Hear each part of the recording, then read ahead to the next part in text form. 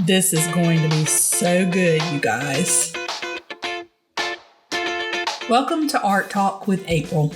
I'm April Harris. I'm the artist of Inked April, located in Birmingham, Alabama. And this podcast is going to be about all things art.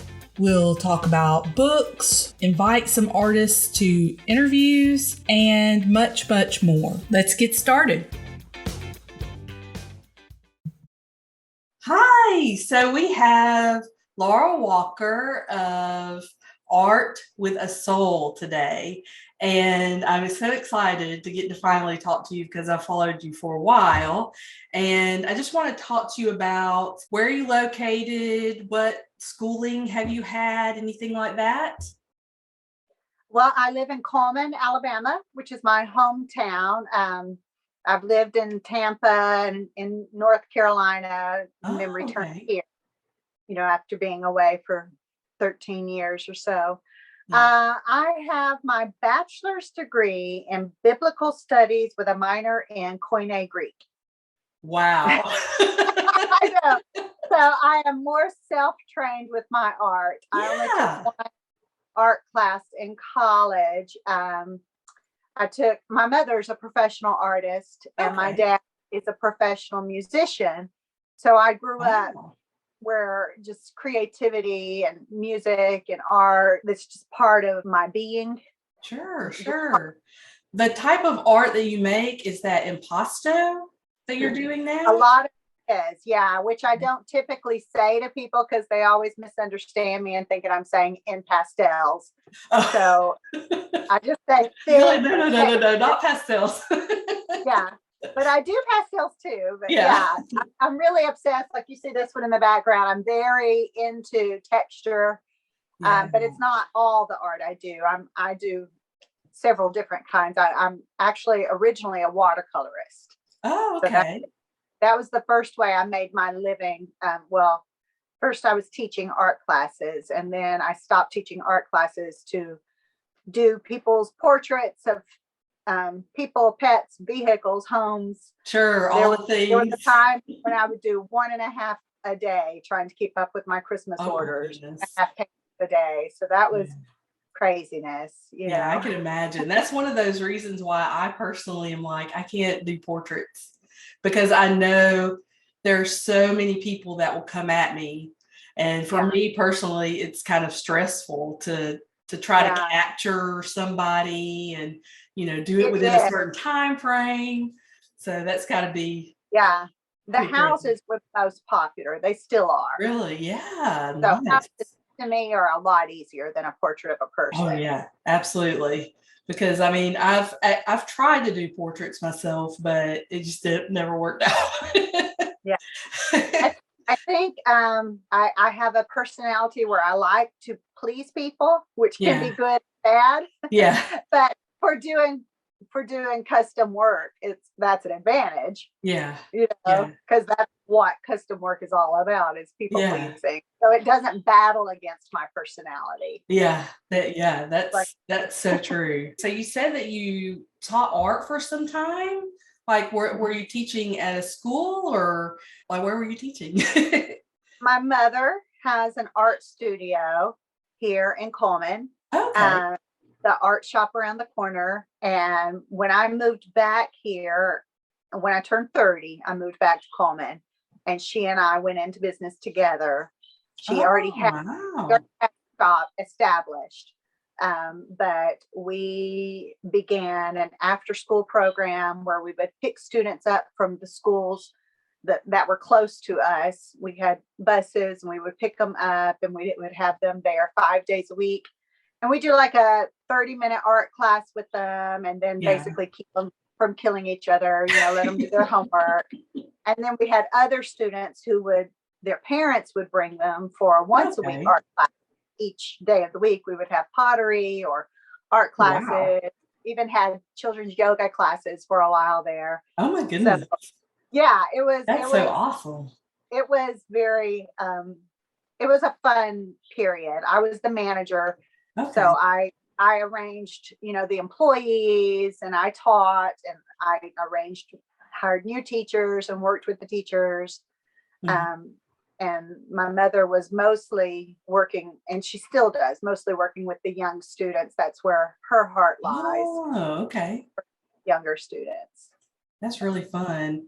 I've always been curious about places like that where it was a shop and kind of a, student art studio sort of thing. That's really cool. I had no idea about that. I kind of wanted to get into the subject of, like, I've done a little research before talking to you. I've been following you for some time, and I've always noticed your tag, your Instagram name, Art with a Soul, right?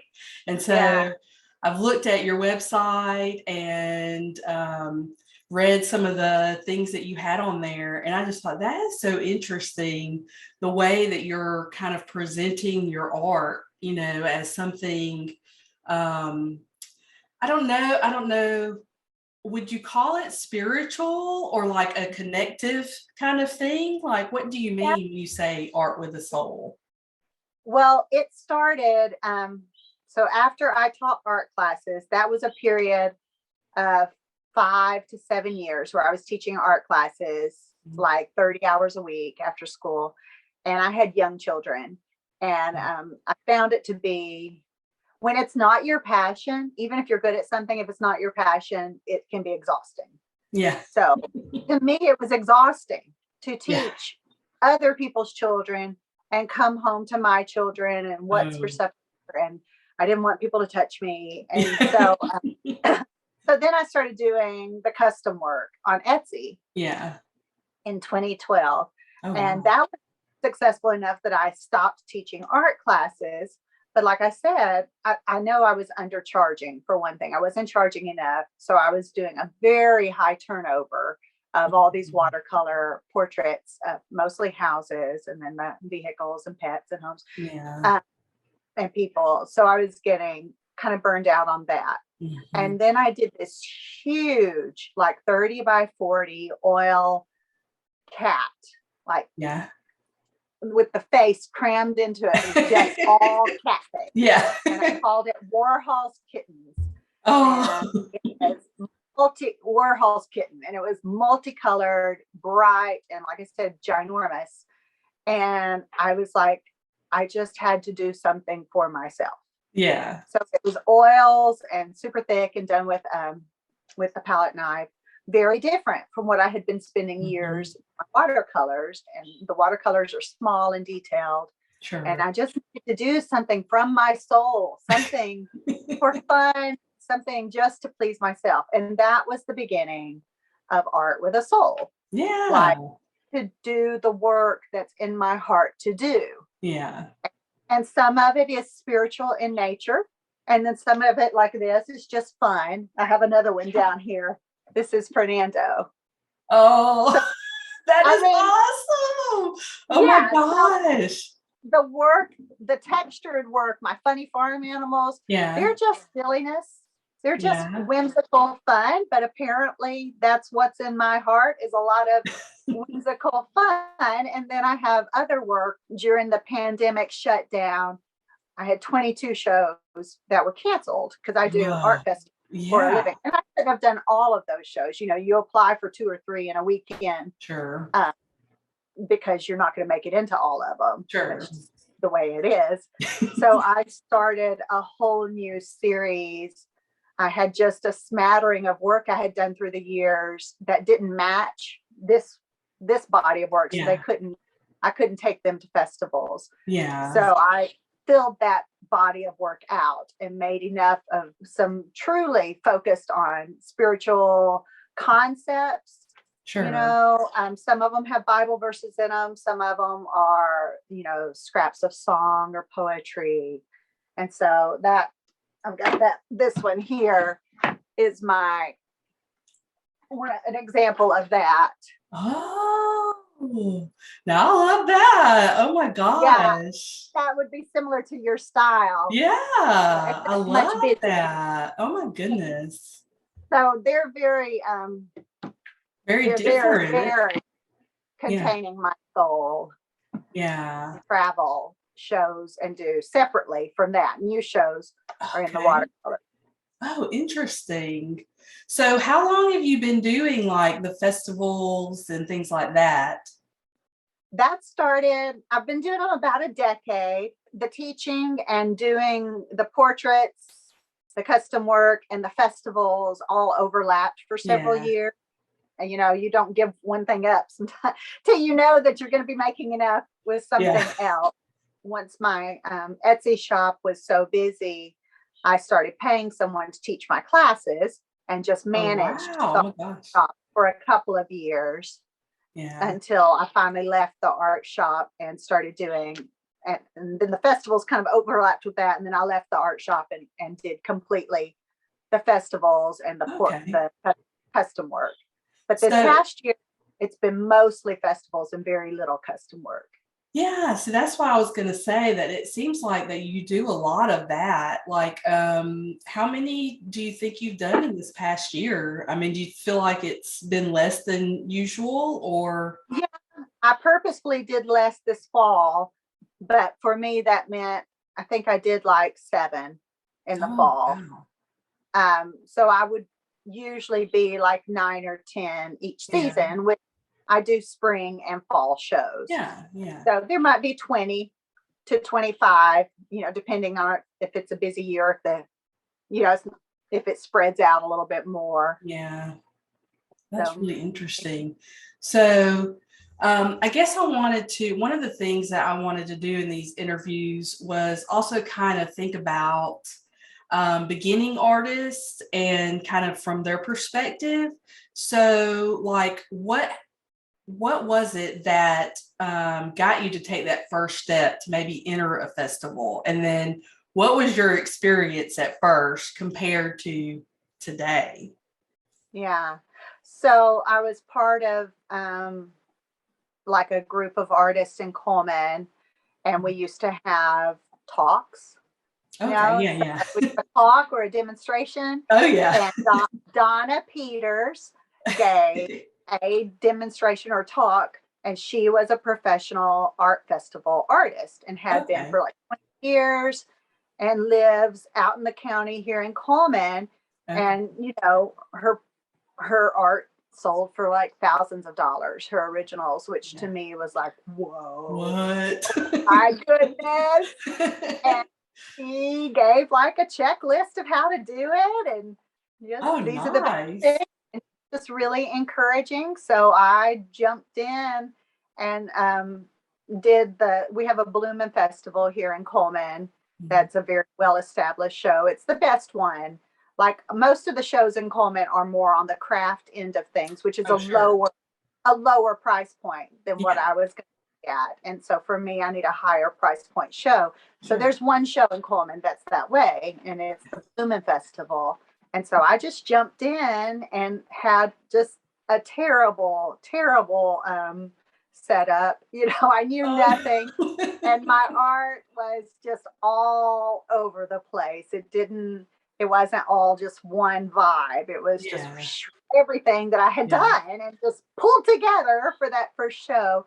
But I remember selling my first painting to a stranger and just being like, wow, they bought something that came from my heart. They didn't tell me Yeah, what to paint.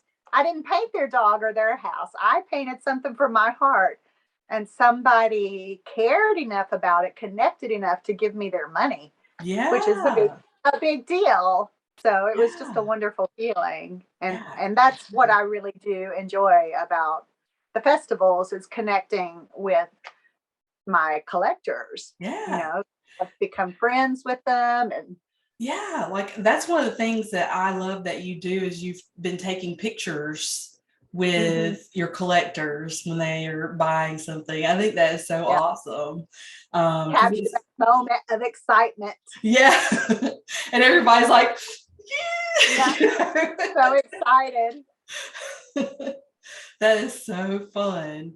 So what's some advice that you would give to someone who's starting out, maybe doing festivals like that? Like what if you could look back and speak to yourself, what would you advise? I mean, I'm sure there's like tons of things, but Yeah, I mean, there's lots of practical things, and I guess really though, I have, because I do have a teaching heart, and I've mentored some young artists through the years.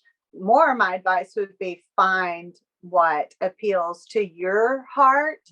For there's lots of ways that you can make an income with art if you're so inclined. A lot of people absolutely. they like to keep it as a hobby, which is great. It still nourishes your soul. But Yeah. if you want to do it as a living, there's so many directions to go in. And like my experience with teaching was that I was good at it and people would pay me to do it, but I didn't actually find it to be nourishing to me. It was energy draining. Yeah. And I have found that for the art festivals also, for some people it's draining and just very taxing. I mean, it's physically and emotionally challenging for sure. Sure. But I think it helps if you love doing it. Like my personality is an extrovert. So I like getting out there at festivals. It's exciting to me. And I like interacting with my collectors. I have one of my closest friends is an introvert, and she did festivals for a year or two, and she just hated it. She hated the experience of it. And it's way too much work to be doing to hate it. So yeah, that is a lot. I mean, you have to load all your stuff out there and put it all up and do all the things. And the weather's the worst part. Oh yeah. I've seen tents like just completely blown over. Like, oh my gosh. In all sorts of weather with your most valuable possessions in a tent. You're like, don't rain on it, Oh man. Yeah. So I actually go and give some talks at schools. And that's what I say is find what your passion is, and find, like for us, if you know your passion is art, well, there's lots of ways to do that. Absolutely. And to be able to get your art out into the world. There's people who get really lucky on Instagram and get Instagram famous, and they just sell their stuff by posting it. I know. That's wonderful. Yay. Okay. Yeah. I have one, this is just a spur of the moment question for you. And I'm sure you have seen this. I don't know how you feel about it. I'm not trying to get into any political stuff here, but have you noticed female artists posing with their art like seductively? Yes, I hate that. In their underwear. Wild. In their underwear. Yeah. Why are they doing that? Like, your art is not enough. It's our culture. Our culture says women have to be sexy. I guess it's not enough to be talented. Yeah. And the young women have been raised this way, that you have to be sexy. You have to display yourself. Yeah. Yeah, I don't like. I mean, I guess you're gonna get likes and comments and things like that. Yeah, but that's the goal, I don't know. But I would think I have to say, I think it would be so amazing if a man did that. I think it would be hilarious and just awesome. So any men artists out there who want to take that off. Tear your shirt off. Yeah. No, it's just for sure. But it's more like a joke than anything. Yeah. I wish. And I don't think it's from a lack of women valuing themselves. It's just that's what they've been taught. They've been taught to display themselves. And I hope that they'll think, I don't know. You're not going to stay that way forever, ladies. So let's invest in something that sticks around for 10 or 20 more years. Yeah. Yeah, that's not going to last very long. You're going to have to find another marketing, technique. I don't know, technique. Yeah. Oh, that's awesome. Well, so do you have any events or anything coming up soon that you'd like to share with everybody or promote? Well, I mean, this is my season of creativity. When I'm in between shows, I get to work in a new, experiment more. Yeah. And I typically get an obsession and go with it Don't we all? Like right now, my obsession is Justin Gaffrey and his paint. Oh. So you were asking ahead of time, like what artists I really admire. I'm so into texture right now, and I've discovered this beautiful, glossy, thick acrylic paint. And so, like with this art, Yeah. see how, like the Wow. flower. I'm right now. I'm learning how to paint with piping tips. Oh, yeah. I think I saw that. I was never into like frosting. Yeah. I just was more interested in art, but now I'm learning, like I'm watching all these cupcake decorating and I'm learning, and that's Justin Gaffrey and his art. If you look online for him, some of his stuff will come out 5 to 7 inches, which is not practical for what I do. I've got to move my art around. So even being out here, like I have a few pieces that have gotten out to 2 inches, and they're really difficult for me to pack right and not get damaged.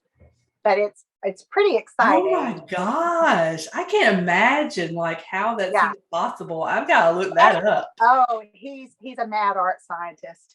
And that's amazing. I'm so glad he's made paint that will let us, for into texture. It's letting us do some of the things that we could only imagine before. Yeah. So it's really wonderful. But I've only gotten a few shows lined up for the spring. I will be get back in Fairhope for the Arts the Fairhope show. There. Yeah. I went there for my first time this past spring, and it was really bad weather.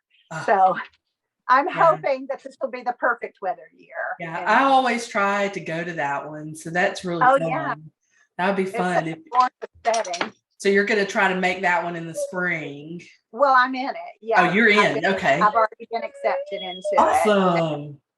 Oh, that's so fun. Do the Jerry Brown Arts Festival in Hamilton. That's one of my early ones also. Okay. So, well, awesome. Just wait to hear back from other shows that I've applied to. Well, thank you so much for coming on. And thank you. I'm going to share, what is your website? It is www.colemanlaurasart.com. Coleman Laura's Art. Yeah, my hashtag is art with a soul, but that was already taken for the website. Doesn't that always happen? You're like, oh, okay. Well, thank you so much for coming on, and it was great talking to you. I learned so much. I hope lots of other people are going to learn lots of things. So I really appreciate it. Thank you for listening to Art Talk with April. I hope you enjoyed the show. Please subscribe.